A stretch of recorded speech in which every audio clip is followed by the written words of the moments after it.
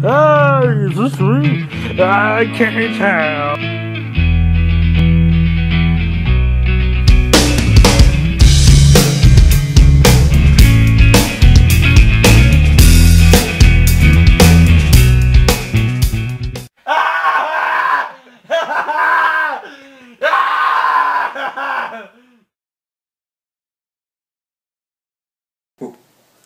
Hey, we have a list. Do we? I feel like yeah, we do. We do. You clicked on it. It's the top 10 Metallica songs of all time. This is it. Ever. Done. Done. Bitch. Nothing different. Bitch. Just, it's a fucking list, and we're going to talk about this fucking shit. These are our favorite 10 Metallica songs. Let us know what yours are, but this is our opinion. Metallica has a lot of really great songs. Yeah. So it's hard to just put it in 10. But we did it. What are you gonna do? You want to go first? Alright. My number 10, it's almost even technically not a Metallica song. It's a cover they did. I have Blitzkrieg from the Garage Days, or is it? Yeah, Garage Days EP. Because there's like 3 of them, and I get them all mixed up. So, it's kind of the same thing with the other song that's on this EP, which is Am I Evil? You know, this band is kind of unknown. Or at least, you know what I mean? Like, I've never heard of them, you know. I know of Diamond Head because of Am I Evil and a couple of the other Diamond Head songs they've covered, and I know the band Blitzkrieg because of this song. And I mean, I figured out enough that it's, you know, it's from the band Blitzkrieg, from the album Blitzkrieg, and it's the song Blitzkrieg. And this song's just really cool. It sounds very Metallica, but then also it's a little bit different. Like I don't know how to describe it. I really like the chorus of the song, and then also towards like the end of the song where they do the solo, and then it gets really slow, and Kirk Hammett just kind of jerking off on his whammy bar and doing all kinds of stuff like that, and then it comes back in, and they kind of reuse the verse riff that, you know, James Hetfield was singing over, and that's part of the verse, and they kind of tweak it and they make it different, which is the coolest part of the entire song to me. And it's just, I mean, like I said, it's everything old school Metallica. It's a thrasher. It's a lot of fun. So, yeah. Thrash. My number 10, I have Harvester of Sorrow, Language of the Mad, off of And Justice for All. The song is really crunchy. And the main riffage to this song, I just love it just because of, it's kind of just mid-paced, and it's just a dun dun dun dun dun dun dun dun, and it's heavy, and I really enjoy it. And Justice for All is my favorite Metallica album of all time. I think, even with the lack of bass, I think its production is pretty fucking great. And, you know, it just has the heaviest guitar sound that this band ever had. And Harvester of Sorrow is a great example of that. And just the intro, the outro is just so awesome. I mean, that riff is fantastic. So, Harvester of Sorrow, that's a good jam. Number 9, I have Ride the Lightning. Ride the Lightning is one of the most epic title tracks you'll ever hear in your life. And you can tell, to me, that song had Dave Mustaine's fingers all over it. You know, that main riff is really good. And, you know, the verse, you know, rhythm patterns in the verses, or vocal patterns, I mean, just, they will get stuck in your head all the time. And to me, this has one of the greatest Kirk Hammett solos ever. I mean, this solo is just, it absolutely is fucking amazing. It's long, it's so well written, and it's so well executed. And that's probably the standout part to me on this song. You know, I like how this song goes from something that's kind of mid-tempo to something that just fucking thrashes your ass off. It's a great song. My number 9, I have Orion from Master of Puppets. For the longest time, this was my favorite Metallica instrumental, and it's still a pretty solid instrumental.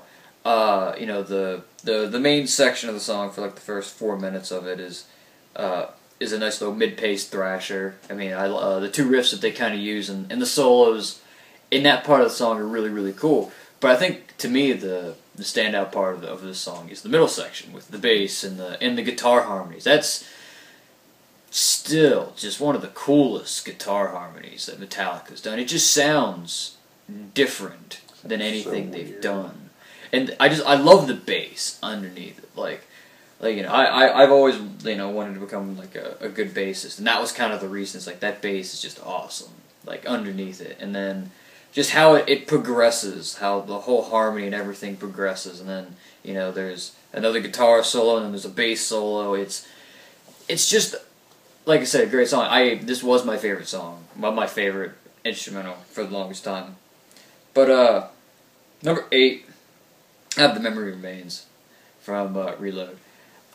This is, I have a meh opinion on Metallica from Load Reload. It's very much hit or miss with a lot of the songs from that era, but this is definitely the best from that era. I mean, the song just jams, and I think even more so than the studio version, it's hearing live versions of this song. It really gets me, like especially when they get to the middle section, where in the studio version it's very haunting. It has I don't know, an actress, and she does the na na na na. She does that, but then live they get the crowd to sing along, and it's just awesome because and it almost kind of changes the feeling of it, but it's cool. And then it's again it's a different lyrical style too, because the Load Reload era was very different all around for Metallica, and the song's kind of about Hollywood and how stars kind of fall from grace in Hollywood, which is just an interesting topic to write about. And you kind of get that feeling, and you almost kind of get the feeling that at that point in time Metallica thought like, yeah, we're like Hollywood right now. So, but it's just cool. It's a jammer song. I love it. So yeah, it's my number 8. My number 8, I have a song off of Load. I only have one song off of Load and one off of Reload on my list, and the one I have off of Load is Until It Sleeps. I absolutely love this song. From the very first time I heard this song, I just fell in love with it, and I love that bass line underneath, and I love the very simple guitar that goes over to it. And then James Hetfield's vocals that just very softly come over top of it. It just kind of has this groove to it. And it is just so awesome. And then I absolutely love the chorus to this song. It is a really great rock song. It's something that just jams pretty hard, in my opinion. And I mean, I just love it. It just has this weird atmosphere and just coolness to it, and I really like that song. My number 7, I have the only song I have off of Kill 'Em All, which this is another video, which is the Four Horsemen. This song is fucking amazing. From the opening riff and just how gritty that guitar sound is. And it's just like, yes, and it's and you just sit there and you just like want to fucking headbang and just bang your head against a fucking big dick. It's cool. I was saying, damn. Did I just say that? You just said that. Holy shit. Alright. Whatever. But in the middle section that they added is like what makes this song so much cooler than Mechanics from Megadeth. Besides Dave Mustaine's screaming "fuck yeah." Yeah, and it just takes this song to the next level, and I really dig the solo in here. I dig everything about this song, and I actually really like the slower pace.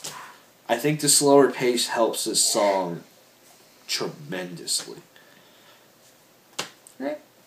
Number 7, I have The God That Failed from Black Album. I don't know if Metallica's written a groovier song than that song, and it's also just a dark song. I mean, it's James Hetfield as a lyricist has always had in a couple other songs prior to this had a slight almost not even anti-Christian. It's more just looking at it from a different perspective with songs like Leper Messiah and in this song definitely, and then and then there's others, but like this song is like just groovy and it just hits you hard, especially like when it gets to the main riff. It's just like dun dun dun dun dun dun. It's just like, and then the solo is one of my personal favorite Kirk Hammett solos. Like the solo in the song is really really cool. Just how it kind of,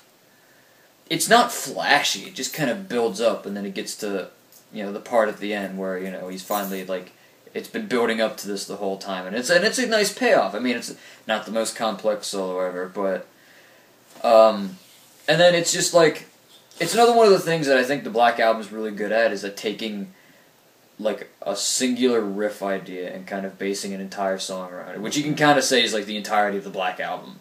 But like this was, I think they do it the best. They kind of take just they even did the intro thing to, and they kind of just write literally everything based off of that, which is all really cool. So yeah, that's why it's my number 7. Then number 6, I have Disposable Heroes.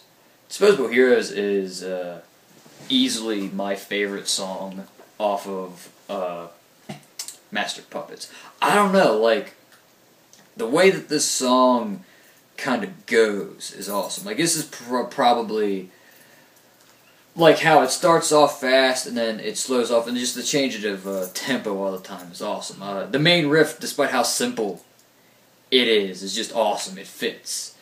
And it's kind of cool when you think about it in the sense that the album cover for Master of Puppets has a little bit more to do with this song than it does with the actual title track. Because yeah, there's the guy with the puppet strings, but then there's like all the graves or whatever on the cover, and so, and again, another good solo by Kirk Hammett, and the middle section, right after the second chorus, where they're going, "Why am I dying?" Like that's like probably my favorite part of the entire song, and like I don't know, it's just Metallica showing off their ability to play fast, but then also write a really good song, and also the ending is awesome. I just like the way that the song ends, how it kind of builds up to an ending, and then you think it's gonna end, and then it's like, nope, we're not done yet, and it's like another 10 seconds, and then they finish it out. So, Disposable Heroes is my number 6. Number 6, I have Creeping Death.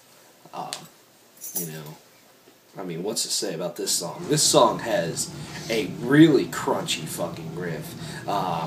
This riff is just seriously solid in the verses of this song, and the gang vocals that go with the vocals. This is one of the catchiest Metallica songs you'll ever hear, and another one of the standout Kirk Hammett solos in my opinion. And this is one of the very few solos, and this is the very first time that I heard guitar sweeps, and he kind of uses just little simple 3-string sweeps, but they're still so cool. And the way that solo kind of like just builds up and just, oh man, it's such a good solo. But I think the section that stands out to me the most out of this song is the middle part. The middle part, you just want to stomp around and just shout along with the fucking band. I mean, it is really cool. And then the chorus is just absolutely fantastic. This is just one of a very, very solidly written song, man. It has it all, in my opinion. Number 5, I have The Memory Remains. Story time. This song first hit me of how good it is. I was driving with Rick, my stepdad, and every once in a while when you're driving with him, whatever comes on, he just turns it up really fucking loud, and it doesn't really matter. And we're in his truck, and he turns this up really fucking loud, and my ears were kind of hurting.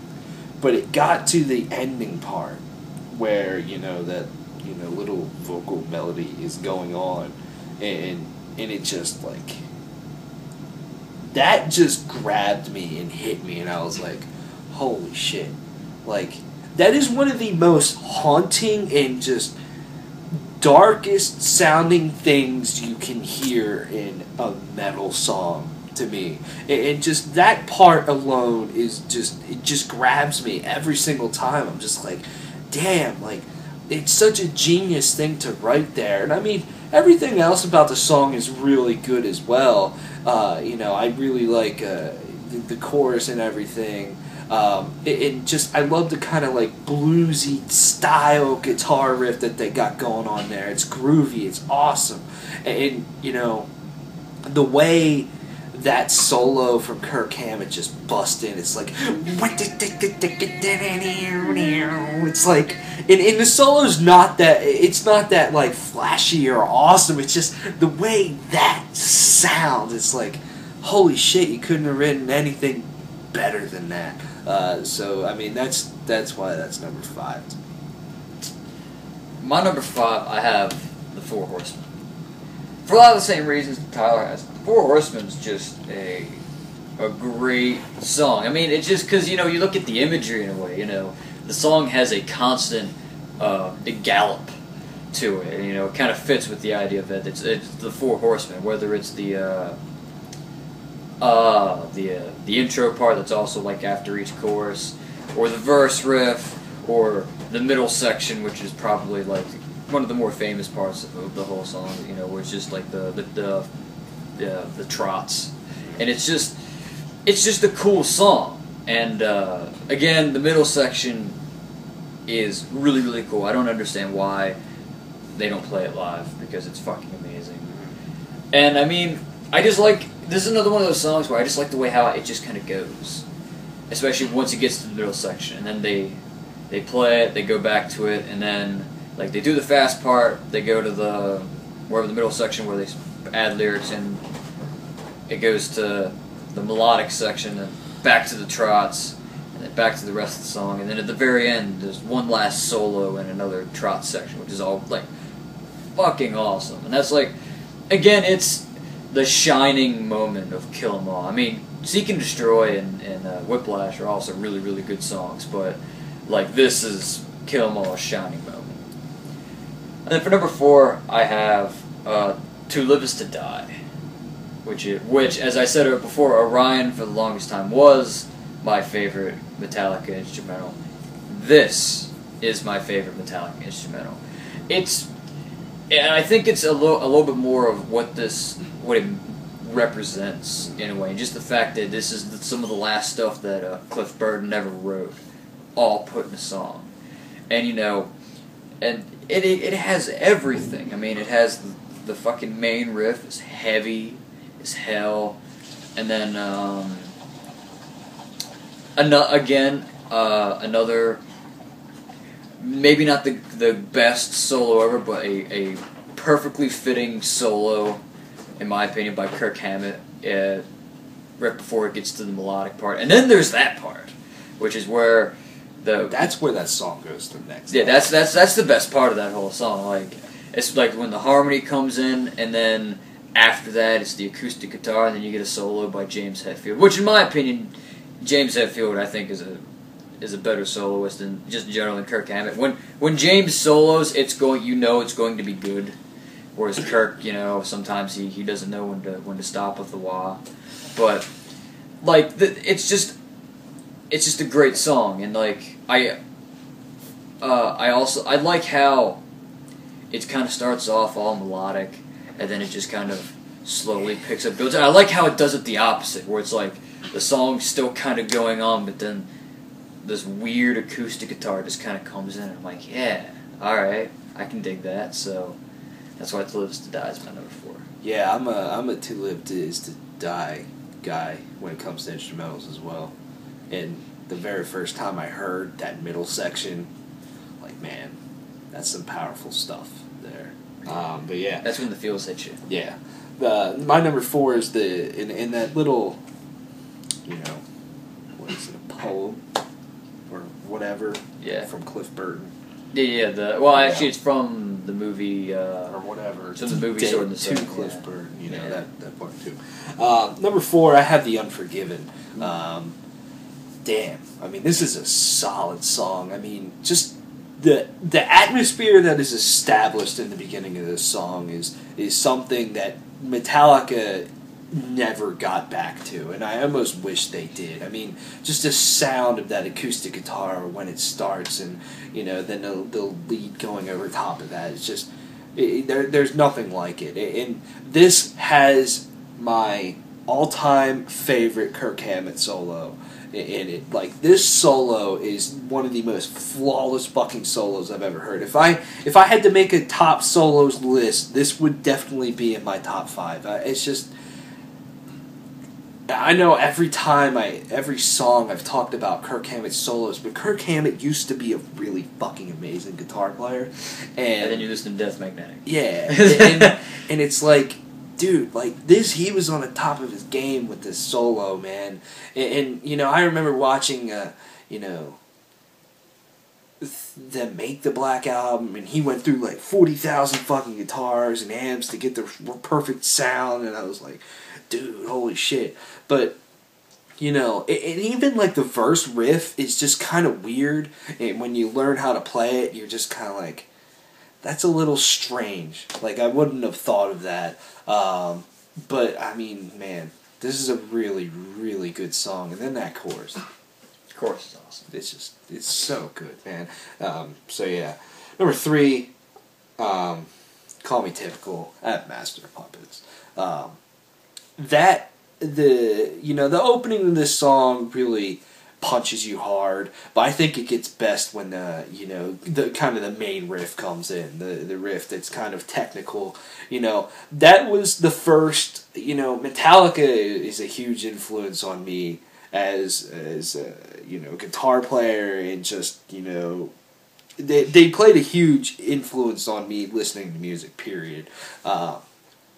And that was like, when I learned that riff, that was like the first really hard riff that I learned. You know, when you first start learning guitar, you know, that's hard. And so I was like, damn, you know, this is a cool fucking riff. And then just the catchiness of the verses. And, you know, that chorus to me is a very unique chorus. And I haven't heard any chorus like that in a metal song before, that's just kind of almost chopped up like that, and just, but still has some type of groove to it. And to me, this has some of the catchiest Lars Ulrich drums, which, believe it or not, Lars Ulrich used to be a really good drummer. Yeah. That's hard to believe right now anymore. And his drums in that, like, I always get them stuck in my head. They're so good. Like the pre-chorus to that whole song, when like before the actual chorus kicks in, like the rip. Like oh yeah, god, it's really good. I mean, the middle section isn't bad. You know, that's definitely one of the strangest harmonies I've ever heard. But I like the part when it kind of starts building back up. And so it slows down, then it starts building back up, and when I do the, like, Master, with the dreams that I've been after, you know, that part, I'm just like, yeah, like, this shit's getting fucking evil. And then, you know, another really good Kirk Hammett solo. That's a great song, man. It's great. My number 3, I have Creeping Death. Creeping Death is, I think, probably the first Metallica song that I really, really fell in love with. Like, it's literally just about everything. That song kind of really well encompasses what thrash is, in which you have a really, and even in some ways, if you want to think about it that way, like, maybe like a basis for like how some of the more epic bands will get, where you have like a really, really epic, like, intro, where the intro to that song is awesome, and then you get to the verse riff, which is a very thrashy, like, hard riff, and then, you know, the chorus is, you know, again, the chorus gets epic as well, and it's just straight chords, which is really, really cool, and it's that and James Hetfield's voice, and again, it's another religious undertone that Metallica has. You know, writing about the Ten Commandments and the 10 Plagues of Egypt and things like that. This is probably my favorite Kirk Hammett solo. Like, I mean, the Unforgiven is definitely up there, but this one's really, really good. Like, it just kind of goes everywhere. It encompasses all his skill that he has as a guitarist, I think. And then, I mean, then there's the middle section, which is, like, almost famous in, like, metal anymore. I mean, if you want a good example of the effect that this chorus has on people, watch the live shit Binge and Purge playing of this song from 1989, where they literally just have the crowd chanting for like 2 minutes straight, without doing anything. That's just like cool. And like I've never seen any band ever be able to pull off anything remotely close like that live. Like usually you have to keep the crowd's interest, but they didn't have to. The crowd was into it, and it's like, I forget whether it was the 80, because I haven't listened to that in years, whether it was the 89 or 90. What they do? I know they did 89, and they did a show in 93. Did they do 192? It was on that thing. They had the live one that they recorded was 92, and then the recording the videos was 83 and 89, and the 89 is the one that I was talking about. Where is that the one then too where they had Jason Newsted sing the last chorus? Yeah, I think they normally do that. That's live. So cool. Like, you know, it's just like, it's probably one of the more fun songs. Even though I haven't seen Metallica, I will. I'm gonna get on that. Like, it's probably one of the cooler songs to see live. Yeah. So, yeah. We made a list of top 5 bands we wish were around. I could very easily have put 1989 live Metallica on there because they did not give a shit. You know what I mean? Yeah, like that is like, I don't really sit there and watch live DVDs and live shows like that too much, but that is one of the most entertaining performances I've ever seen. Yeah. And, just lots of drinking, lots of swearing, and it's just awesome. Well, I heard my number 2. Oh yeah, you gotta do number 2, I forgot. Okay, my number 2, I have Dyer's Eve. Dyer's Eve is one of the fastest fucking songs that Metallica's ever written. And it's awesome. Everything about this song is awesome. Same thing with my number 1. I really like the intro. The intro, I just love the drums of the intro. Like just the drum pattern, and then the little fill before the main riff kicks in, which, like I said, the main riff is like, I mean, hell, the Metallica didn't play this song for almost 20 years. And they just did it, and then now they play it. Now they can't play it perfectly because, because they're old and Lars can't do double bass, but it's okay. At least you're getting it somehow. But like, just this when you were talking earlier about "And Justice for All" being where James Hetfield sounds the angriest, this being the heaviest. That's this song. This is the most pissed off he sounds on this entire album is during this chorus, because it's basically in a weird way it's Metallica's teen angst song. Like, screw you, mom and dad, you're the reasons why I'm not failing. And, and it's some powerful lyrics. And then the chorus is awesome. I mean, not to sound like, I feel like we've said it every single time. Another fucking good Kirk Hammett solo. And then, again, another awesome chuggy middle section, which is just heavy as shit. And then, and then it goes back to like the verses and stuff. But yeah, it's just a really awesome song. I mean, yeah. It seemed like, when you really think about it, back in the day, that Metallica was really solid. Well, yeah, but they kind of had a formula with their songs. You know what I mean? Yeah, but I mean, I think a lot. And even a formula with their albums too. I think a lot. Oh yeah. I mean, it's definitely though with the albums. Ride the Lightning, Master of Puppets, and Injustice for All set up exactly the same way. The only difference is there's one more song on Injustice for All. That's it. Yeah. Everything else is exactly the same. Album. In the third track is always a ballad. No, fourth track. First track always has an intro that they can't play live, and then it's a really, really fast song. Yeah. The second track is the title track, and then the third one's a heavy one, and then, that's how it works. That's how it fucking works. Yeah.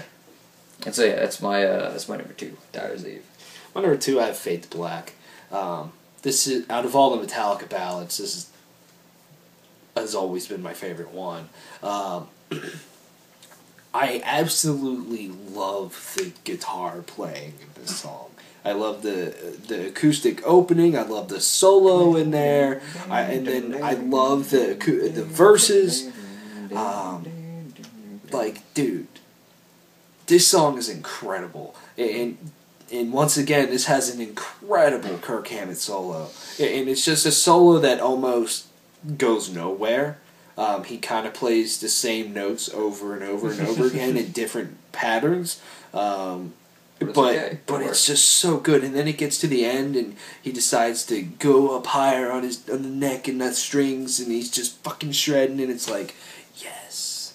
I mean, this is just an incredible, and you know, when it starts to get heavier, that riff is, you know, while it's kind of slow, is just fucking awesome, and this song has one of the greatest guitar harmonies I have ever heard. I mean, you can't sit there and listen to that guitar harmony and be like, that fucking sucks. I mean, it's so cool. And, you know, I think these lyrics are incredibly deep as well. There's not a whole lot of them, but, you know, they are incredibly deep. And you know, they're, I mean, they're great lyrics. I mean, yeah, the song's about suicide. Yeah. So, I did, really quickly before we go on, because I mean, that, I mean, honestly,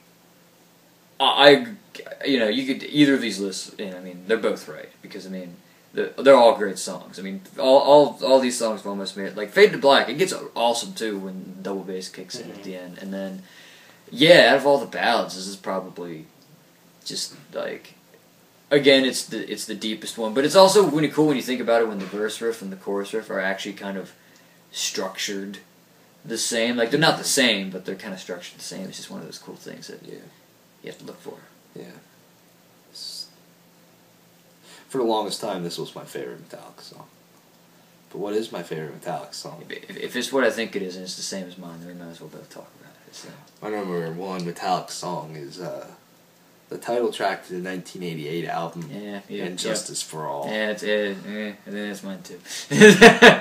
Yeah. Man, this song is so fucking cool.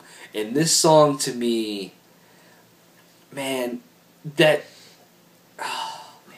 Everything about it's just awesome. And there's two things about this song that just grabbed me the most. One, seriously take a strong listen to how James Hetfield sounds. He sounds so fucking pissed off. And just, there's so much, you know, grit and just anger in his voice. And I'm just like, oh, and it just gets you fired up every time.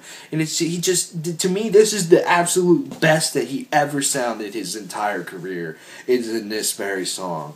You know, to me, this song has a really nice blend of technicality and just simplicity and heaviness. And the other part that grabs me is right after Kirk Hammett's solo, which is another good solo, by the way.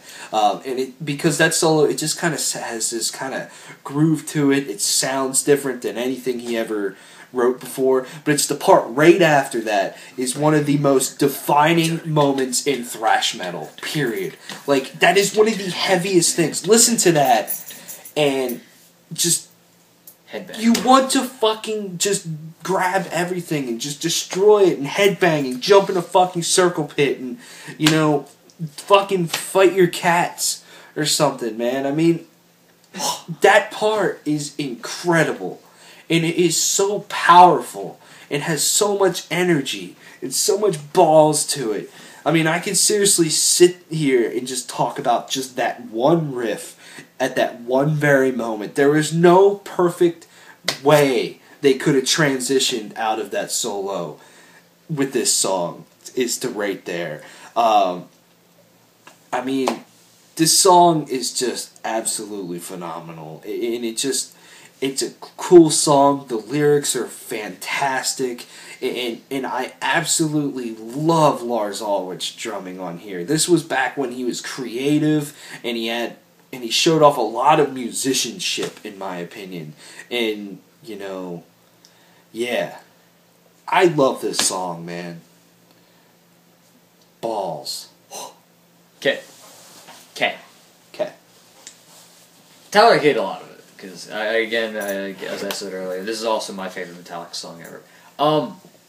This song kind of, in a way, encompasses everything that the actual album, Injustice for All, especially, which is funny. I mean, I guess it makes sense, it's the title track. But it's a song that is very, very complex, especially in its structure. It goes 500 different directions. Even the main riff, like, one of the biggest things, which is like why Metallica didn't play this song live, and why they never didn't play a lot of the album live, is because even just the main riff itself, it's a compound meter. Like, the first half of the riff's in one time signature. Yeah, the first half of the riff is in one time signature, and the second half is in a different time signature. And then also, it's not even. Like, and so it's just, what? I agree with everything that the part after the solo and the solo are both really, really awesome. I like how they build it back down and they do the intro again and then they build it back up and get back to the verse. But I think the part that really grabbed me the first time I listened to the song was the outro. I think it's probably the best Metallica outro there is. It's just so epic. They're just doing the and it's just like that high, and then the guitar is just underneath it. It's just awesome. Like, and that still might be my favorite part of the entire song. Like, it's just an awesome song. I mean, like we were saying, you know, that riff after the solo is probably the perfect thrash riff. I mean, every thrash riff aspires to be that good, but I don't think it can be. And that riff is just so simple, man. Anybody can play that riff. Yeah. It's just, and it's so heavy. And it's in standard tuning. How do you get that heavy in standard tuning? I just don't understand. Maybe it's not. What if they lied to you? They lied to you. It's in fucking drop E tuning.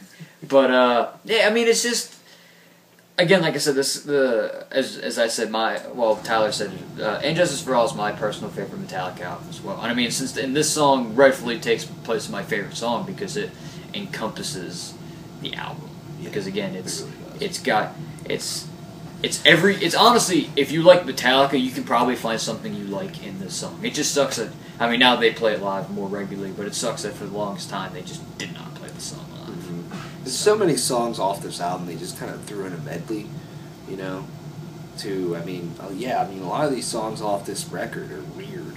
Yeah. They're just got weird time signatures and weird-ass drum beats and there's only all kinds of stuff. There's only 2 songs that they haven't played since '89, and that's Eye of the Beholder and that's a good song. And The Frayed Ends of Sanity, which they've never played live in its entirety.